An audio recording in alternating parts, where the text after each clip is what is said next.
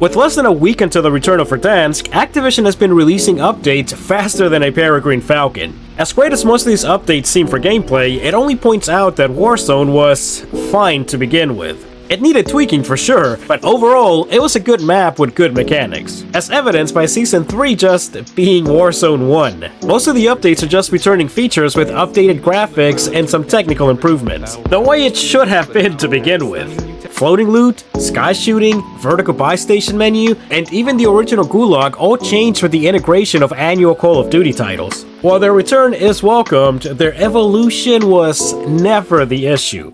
Omnimovement is said to be fine-tuned, which was one of my main talking points in the last video. I keep inadvertently sliding past and out of cover during gunfights, and when I do try to Omnimove, I just walk. It's embarrassing, really. Movement in Warzone 1 was clunky, but Omnimovement was a drastic overcorrection. As I've stated before, movement peaked right before the Black Ops 6 integration. Or maybe I just need to fine-tune my Omnimovement skills. Sky shooting is back, which I think it's been back for a while, just at limited range. Thermites are back, which, okay, cool. Loot boxes are gonna have the original look and sound. So that's good, I guess. The Cluster Strike, Airstrike, and UAV will be returning, I guess in their original form, as well as the Advanced UAV when calling in 3 UAVs consecutively. The Bunker Buster will return mid-season, so I'm not sure if that means they'll be the only streaks available for now. One thing I did forget to mention about floating loot is that the floating aspect not only lets you see what you're looking at, but it also makes it easier to know what you're picking up. I can't tell you how many times I've picked up the wrong item, how many times I've accidentally swapped my stims for a flashbang, and when I do try to stim, I just end up running with my proverbial flashbang in my hand. Or how many times I get caught lacking trying to pick my gun back up. Floating loot also allows you to keep your eyes forward, leveled with where enemies are most likely to approach from. So once more, floating loot for the win. I don't really care about the Domino or Milsim operator because, as I've said before, I don't mind the ridiculous skins. Activision's gonna eat you. One of the better improvements coming this season will be the ability to purchase your entire team in one go, given that you have the funds for it, of course.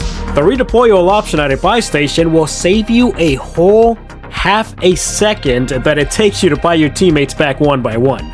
Too bad it doesn't offer wholesale pricing, but I get it. Activision has to eat. Weapon and specs will now showcase the attachments on that weapon as well, which, okay, I guess if you really want to know that weapon's build. I've been there before. I've come across the occasional Demon's weapon before whose build I wanted to emulate, as if that was the reason I lost. But here's an idea. What if the weapon inspect also showed the cheats that somebody equipped to dump on you? If Activision really cares about quality of life, there's actually only 2 that would really be considered quality of life. For the game, anyway.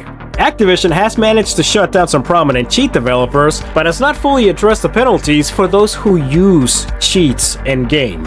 As I mentioned previously, I never had the opportunity to fully delve into Verdansk the first time around, nor have I ever been as involved or informed about the happenings of Call of Duty as I am now. That said, I do know that cheating and hacking were major problems in Warzone 1. It's estimated that upwards of 25% of Warzone players have used some type of cheat at some point, whether it be aimbot, wall hacks, or whatever other hacks there are.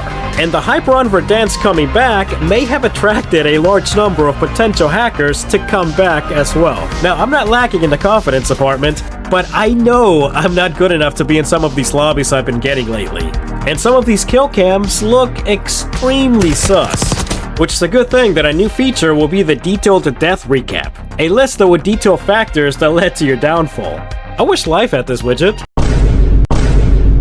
But I can already see hackers pinging through wall hacks and pulling out the occasional heartbeat sensor to cover their tracks. So let's hope that these new secretive brand new systems launching with Season 3 are at least somewhat effective. Besides the cheating, I still believe that an equal priority should be maintaining their servers. Sometimes I wonder if it's my connection personally, but then I see that even the big streamers lag, and I feel a little bit better about my Wi-Fi.